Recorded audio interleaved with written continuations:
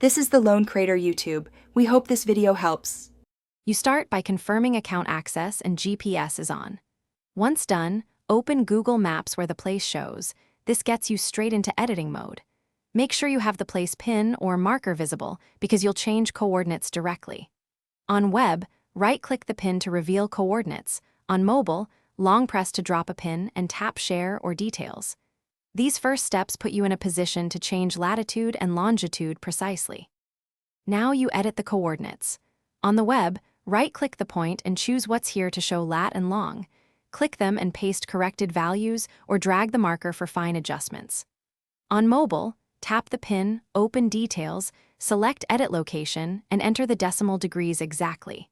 If it's a business, claim or access Google My Business to set the location in that dashboard so changes persist. Make sure to use decimal degrees and double-check signs for latitude and longitude. Finish by saving your edits and refreshing the map to confirm the pin holds.